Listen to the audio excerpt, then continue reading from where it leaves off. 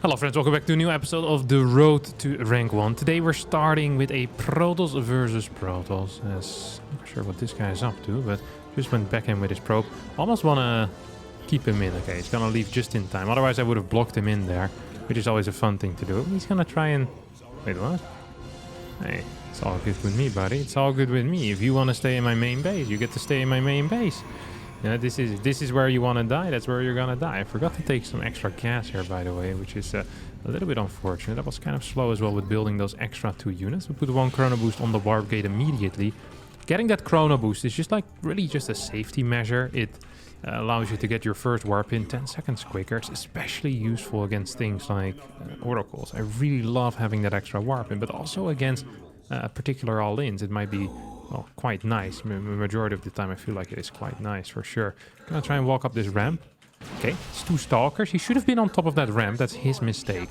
As a result now of him also opening 2 stalkers, I should not quite be capable of actually getting any type of information. I want to get a battery here. This pylon, by the way, is out of position. It's not in the correct spot. I can't warp in with a quick warp in. There's 2 types of pylons in StarCraft 2 for the people that are not aware.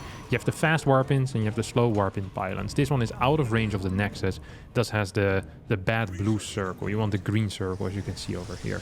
That one does allow me to do some better things. We're gonna try and shade into the main base. Well, at the same time, we also want to get that information on whether... Okay, we got a lot of information there. We got a lot of information that allowed me to cancel that battery. So I saw sentries. My opponent didn't see my sentries, which means that I get the cancel while he doesn't get the cancel. That is just the reality of things. I'm not sure if I want to take the... Yeah, we'll take this base and we'll warp in some sentries. So with sentries, your opponent can never really move out. There's no way for my opponent to kill me if he decided to open up with sentries. It's literally impossible. I really don't want my next base to be scouted, by the way, here. It's really important. So the reason why I just warped in another sentry is not because I necessarily think that sentries are a great tool to have. They're not a great fighting unit, but it's to at least have a unit building. At all times, usually, when you're expanding quickly into a 3rd base, you want to have some type of unit building. It tends to be quite useful. I think he's looking for maybe a proxy or he's looking for something. We see 4 pylons. That's a 5th pylon there being thrown down. Gonna get 1 more stalker warp in, then probably throw down a robotics facility here in a semi-safe position. If he decides to actually move out on me right now, that would be kind of painful, and this could potentially be quite bad for me even, because I don't really have a whole lot of units to defend. This isn't quite done yet either. I'm just going to hold this ramp. Okay, it's a really bad initial move in for my opponent. I see him move out. All we really need to do at this point is defend our natural. Now, it sounds silly, but if we don't have to defend our 3rd base, because we're going to kill 4 or 5 workers here at least. Maybe even more. Oh, he has 2 stalkers here. In that case, we can just defend. Okay, just gonna move this in. Do I have a blink yet? Yeah, of course I do. I'm doing this. Chrono boosted at a decent amount. Had a very fast one of those as well. So, not only did we kill... Oh my god, that was a terrible blink, my friend. Can I get this? 1 more! Yep, that's beautiful. Oh, he didn't even hit that one either. Yeah, we're just so far ahead at this point. We rushed out that 3rd base. With the adepts that we had in the early game, we forced him to keep some units at home. So his actual push that he wanted to go for wasn't powerful, but he also didn't keep enough units at home. So altogether, we just put him in a bad situation. And it really did help that I was allowed to cancel that battery in my natural. That's why often sentry build orders, if you're playing them, it's really important to hide those sentries from your opponent. Because the moment those sentries get spotted, you immediately know as the person without the sentries that you can cut a lot of corners, because sentries are just so bad, such a poor unit aggressively. Like, you can't really attack properly with sentries, and especially the moment that blink comes out. It's nice to have 1 or 2 sentries for guardian shield, but you know, they don't carry a similar punch as, for example, a stalker. Now, gonna just start our +1 here. There's 2 ways we can finish this game right now. The first way that I usually would be more fond of is taking a 4th base and then going for an 8 gate after it. But I'm not even quite sure my opponent has a 3rd yet. So that seems like a bit much in my mind. Okay, I think he's actually... I think that's DTs. This is... Okay, he's just leaving the game. I think that's a good call. I wonder if he had DTs. I felt like a DT pylon to me. Oh, he was really far behind. So I was going up to 8 gates already, and he was going up to 6 gate. I had a forge, he didn't have a forge, and I had money for a 4th base. I'm just up so far And yeah, that early game, that one scout where I see his sentry, get to cancel my own battery. It's a huge move. Get a W over there. Now my opponent, I think, is 5'7", 5'6" MMR. Means we're going to get 7 points. We're ranked 13 right now. And we insta-search again. Up next, we got our man Cougar over here. A fantastic Protos player that I hopefully can take out. I do believe he's a... I don't like calling people cheesy, especially because I am known to be a little bit cheesy myself as well. But this guy is... he's definitely on the more aggressive end of the spectrum usually. Maybe the spectrum of defensive to aggressive. He's on the very far right end. You know, he's just right next to the mechs, the little mech sign of aggression. It's probably a nice person in real life, but when it comes to StarCraft, you always got to be very scared. Any type of all-ins, like the funny thing is that very often when you have people that are keen on all-inning, they also tend to do all-ins that are not quite so common. Like they kind of their own set of bollocks in a way. You know, when I like to all-in, I like the there's kind of meta sensible builds. You know, it's like, oh, this build makes a lot of sense because people do X and Y and then I do this. But the people that are really dedicated to the cheese, you know, then they wake up in the morning, it's like, I can't wait to all-in some people. Like these types of people, they usually have their own little builds that don't quite make as much sense, might be a bit harder to scout, and also tend to be weaker in execution. I feel like if I were to, to put Cougar somewhere, I feel like he'd fall under that category, but it could be wrong. Ooh, there's no pylon on the low ground. That's not weird. That's very standard. Not even quite sure why I mentioned it.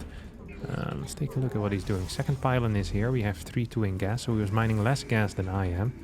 Now, the fact that he's mining less gas means that, well, it doesn't mean a whole lot. Let's open the same thing again. I actually kind of like how that build order went. Stalker into Adept.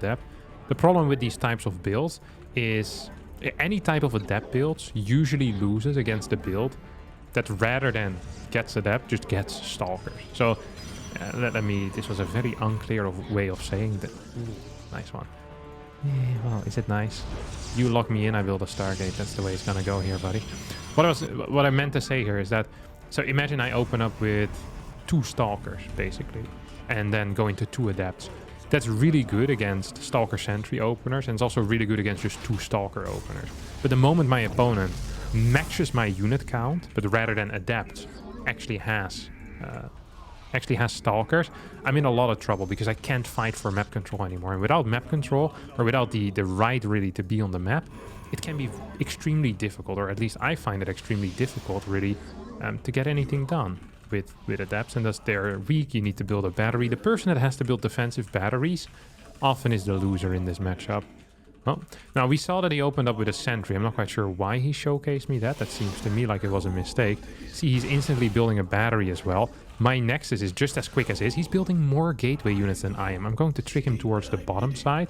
Now, this might look bad, but he should know at this point there's absolutely no way in hell that I'm going to allow this guy to do anything whatsoever. Now, we can rush out a really fast third base. We can also not do that, but I will do it because that's just the way it is.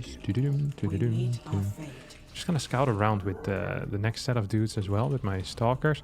So here comes a really fast third base. This is extremely risky.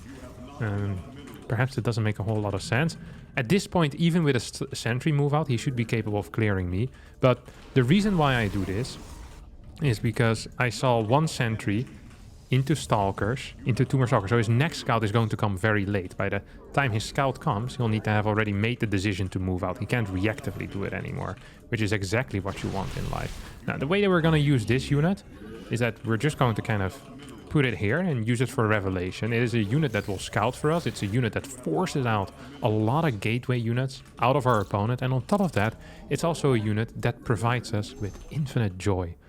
No, with detection, really. And also with infinite joy, of course, if you are listening, Mr. Oracle, don't worry about that. Infinite joy, truly. So here comes the next one of these. I really actually do want to see if I can deny that. Like, the longer you can deny scouting, the better life tends to be in the PvP matchup. I'm getting a little bit supply block here, by the way, which is frustrating. Hello, where's your hallucination? I missed him. I did miss him. I hope I can deny this this scout towards the bottom side, but I think that's going to be very difficult right now. So we're going to have... So at this point, he's going to scout it. He's going to see, oh, there's a base over there. That's really weird. And it's done already? Oh, that sounds awful, because I'm just starting it. Oh, I'm an entire, what is it, 70 seconds behind? Does the base even take? Yeah, 71 seconds, I was correct. Oh, it has a forge. That might be one advantage, but at the same time, it's also a disadvantage. Now, why is that a disadvantage? It's because I have a lot of production, I have good eco, so I can afford to continuously build off of my production. My opponent right now probably can't really do that. Why is my Nexus in my control group? That makes no sense. So practically what that means is that I can just build as many units. My opponent is investing in things that aren't units, and he's now investing into a Nexus, but it's not paying off. Just almost killed my own Stalker there. I've invested in a Nexus, and it has already paid off. So, you know, we are not the same here. We are absolutely not the same. Just going to move across the map, see if he's here. He's not. That's interesting. We have this forge on the way. Now, it's important that if I want to do something that I hit before, yes, before his +1 attack finishes. It's real important. Oh, he has double batteries. This guy's mad. Oh my god, this guy is double mad. He's mad and in a world of trouble right now. Hello, blink in. Hop. Let me just kill some of these things. Oh my, he's in so much trouble right now. I me mine, I me mine, I me mine. All through the day. You are dead, you are dead, you are dead. There's no immortal here. Does he have +1 yet? No, not quite. So this fight is gonna be good no matter what you think about it. Gonna get 2 more gateways here as well. So he doesn't really have the stuff. I thought I was gonna be in a better spot, to be honest, after all of this, but I'm still in a really good spot because my eco is fantastic. So once again, a big mistake here would be perhaps a common error to try and attack, or to try and take a fort base right now. Like, oh, extend my lead, extend the eco lead that I already have. But I don't think that's quite necessary. I think it might be better to first get those extra gateways, then make sure that I have continuous production, and then eventually, when I know that I'm somewhat safe here, which I think at this point I should be, like I have everything, like I can't get more units right at this moment. Like this is the maximum amount of units I can currently have. I'm getting the upgrade for my charge lots as well. And then when that is all set up, then maybe I can take this gold base. Because this gold base is basically, it's basically a timer that you're putting on your opponent that's saying like, hey mate, if you don't deal with this timer, you are going to lose the game. And I don't even have to saturate it because I can transfer units there and they're going to be much more efficient than his workers are going to be. And that's just such a huge thing. I really want an immortal actually. I think it is somewhat important for me. Let's see if I can move on the map here with just a bunch of my units. I accidentally built 10 gates. That wasn't quite my intention. Sometimes in life things just, you know, they happen that are out of your control. Nothing you can really do about that. This is one of those cases. More stalkers in production. And I want to warp in as much as possible. So I'm just going to clear this thing. He should piss off right now. I don't think he's out on the map. He's going to get a stasis over here as well. I want a cannon in my natural. Now, we're going to try and hit at a key timing here, where hopefully my opponent will... Wait, what is he doing? Yeah, I'm not really feeling this move, matey. Nah, oh, that move I definitely didn't feel. Oh, I did not feel that move at all. Oh, that did not spark joy for him one bit. Gonna be supply blocked if I ain't careful, but I am careful. Almost want to take the Rich Raspine Geyser as well. Maybe I should even consider moving into a Templar Archives, because I'm gonna get a lot of gas in this case. And we have some vision down here. Cannon here, perhaps not necessary. We'll just get an Observer and rally it in that direction. I think he might have this base. Oh, he definitely has that base. He thinks he can hold this. Oh, well, I don't quite think he is right then. Just going to target these Immortals with our Zealots for a little bit, because Zealots are really good against Immortals. This is an interesting blink forward. When I say interesting, I mean this seems really bad for him. Just gonna move in here and straight up win the game, I think. You have such high supply. We'll get a Templar Archive behind us. There we go. GG gets called. That brings us to our second win in only 16 minutes of this episode of Road to Rank 1. Some very solid wins so far as well. Beautiful stuff. 6 points. Insta search for another game. And I'll see you there. Alright, up next we got a Teran player here. Barcode Teran on a map. It's called Rådhuset Station, which means, I think, City Hall in Swedish, as well as in Norwegian. It is the map, I believe, is based on a metro station near Stockholm. And, well, it pretty much plays as a map that is based on a metro station in Stockholm. I find it a very odd map. It is very easy to defend your first 3-4 bases, relatively passive, and I don't know. Like, I'm really curious if there's any tricks here. I feel like Swarmos might be quite good. There's some tank pushes that you could see. So for the people who've never seen this map, there's 2 lines of minerals here, and then there's 25 different destructible debris. However, if you take one of them out, all of them will end up going down. So it's the entire map it's just really odd. I've never actually played on a map like this before. Well, except the games that I have played so far on this map that I have done. But yeah, it's an incomprehensible map to me. I find it relatively boring as well. There's a lot of camping involved in the games that I have played on it so far. Just really, really passive gameplay, which is kind of what you expect from a map like this. So we're gonna try our best to make something out of it. We'll open up with... Ooh, he's gonna get that down. That actually sucks for me. I wanted to block that perhaps a little bit longer. I still want to really get a scout in as well to see what his first unit is going to be. Oh, it's a marine. Actually did get the info there, and I think I got it for free as well, which is nice. Yep, get that pylon down.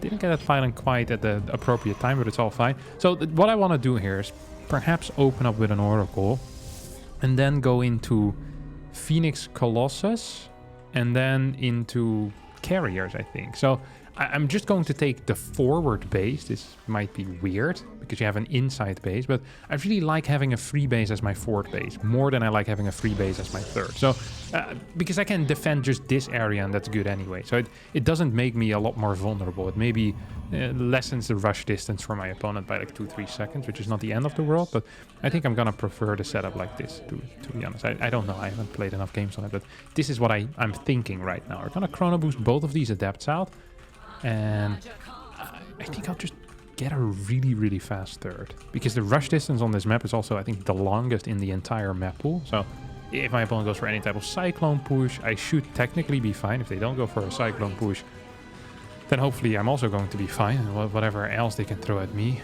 Tanks maybe here could be scary. I don't know. Like there might be some position that I'm completely unaware of that will just absolutely destroy me. You know, here I'm saying, oh, it's long rush distance, hard to die.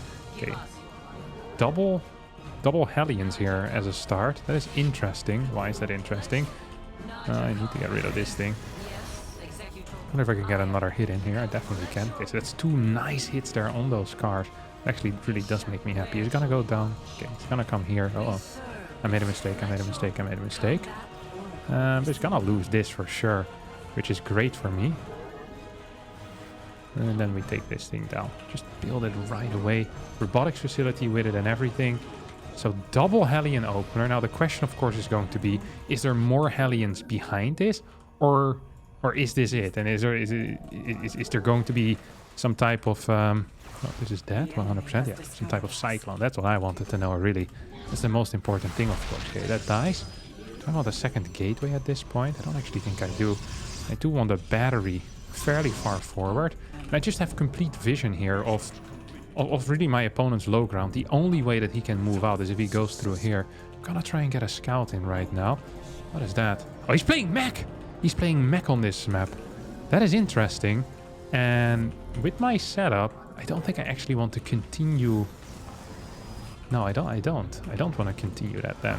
We're still... Wait, what? Well, I actually have no clue what I want to go into. Do I just want to mass Immortals? Do I still...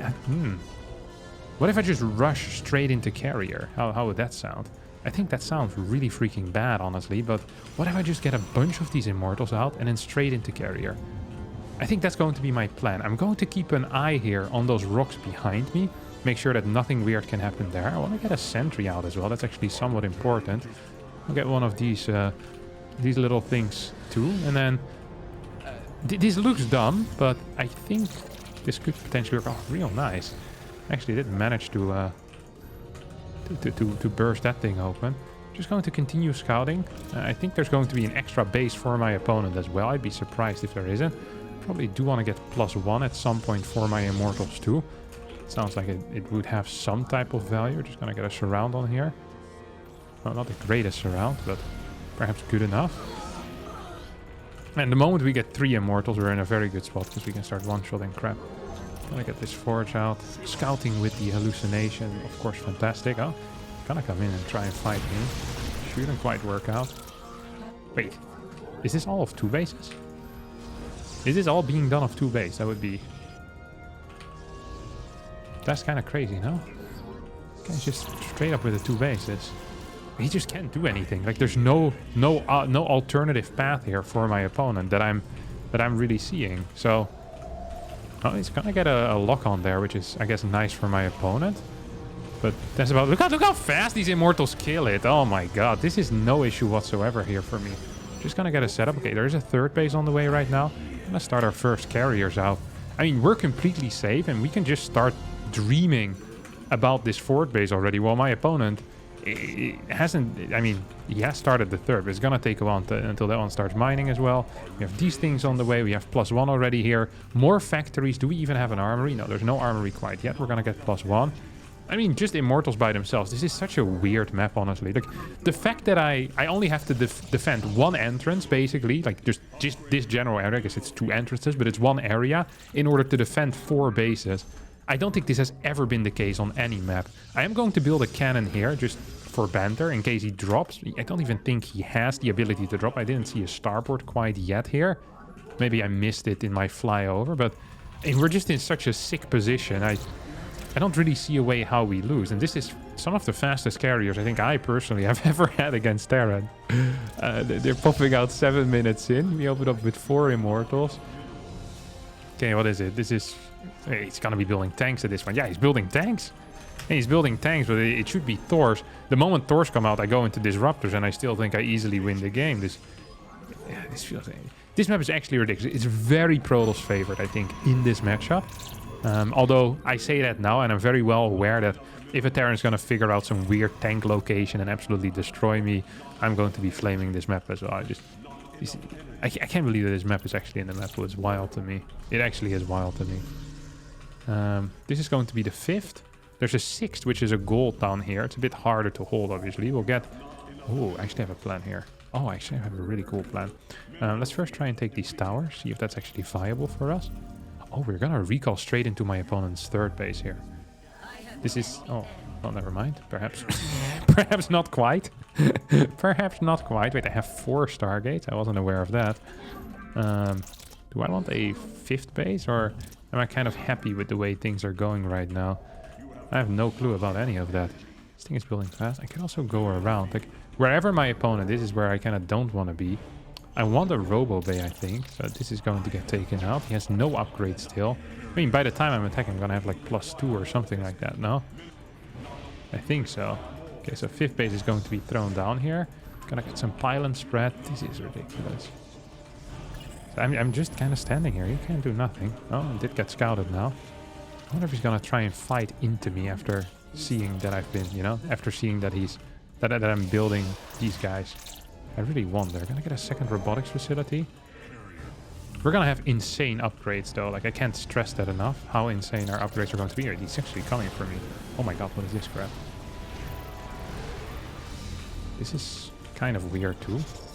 Okay. So he's moving. He's fully moving out right now. We're just gonna send this thing around. Go towards the other side. And I want my first disruptors as well to pop. Ideally I want my disruptors out before my mothership arrives on the other side. Oh, get these things. We have a lot of workers. So even if this fails, we still have like a follow-up. Oh, he's actually gonna try go over here or what? I don't think you can do that, but I just don't think you can really do that. Some cannons. Cannons are not bad against cyclones, by the way. In the previous patch, of course, they were very bad, but in the current patch, they're actually kind of okay. So here we go. I'm just gonna get these interceptors out and then start fighting him. Look at this. You just paperweights these guys. Paperweights these guys. That's all I'm telling you. We're gonna get 2 more out. I'm not so sure if it's going to be possible for me to actually get them out. Do I wait for that? I have 1 right now. It might not be enough. I just can't get enough. And I just can't seem to get enough. So the moment you enter a base like this, it is really difficult for the opponent to kind of get into position to deal with it. And all of your interceptors will be out as well, which is just a freaking huge deal. Because the moment you're... Oh wait, he's counter-attacking? No shot. The moment your interceptors are out, Teran basically can't fight anymore. Huh? See if I can hit all of these. I definitely can, good sir. I definitely can. Where's my... oh, here they are. Hoppa! Hoppa! As this is absolutely beautiful as well. Now I am losing a lot of my interceptors. I immediately admit to that. Still have these immortals on the ground as well that are helping out. And I think at this point, I'm just winning with our top. That's going to be a big hit too. Very big hit indeed. Where's the rest of all my... Okay, here we go. I mean, if we're base trading, there's a base trade I'm winning. If we're not base trading, then he's also dead. So no matter what really happens at this point, I think I've pretty much just won the game. He's going to have no detection available. So hopefully, yeah, there we go. No GG! That's what happens if you recon into someone's third base. This actually was a legit play, though. I think this was not... Like, it was a good way to end it. Because I knew he was transitioning into Thor. And I know his tanks are going to be at the front. Because that's going to be the case. Or on the map. And meching army, the can't base trade. So, yeah, the mothership is really handy in this type of situations. Both against lurkers and against mech. I really do believe that this is a unit that it's much easier right now to just kind of fly in and break that type of sieged up positions. Like, you don't have to worry so much. You just go in there, boom. It's less dedicated and just happens way faster. Now, of course, it sucks that it doesn't continuously give the invisibility, but a win is a win. Now, I had played some more games between this one and the previous one, but sadly, none of them really recorded because my discs were full. So that's why my MMR is a little bit higher. And we actually managed to reach rank 12. So getting about 50 MMR, I think, in the span of an hour, hour and a half or so. That's going to be it for today's episode of Road to Rank 1. I hope you did enjoy this. If you did, don't forget to hit the like button, subscribe to the channel, and I'll see all of you next time for a new video. Thank you so much for watching, and bye-bye.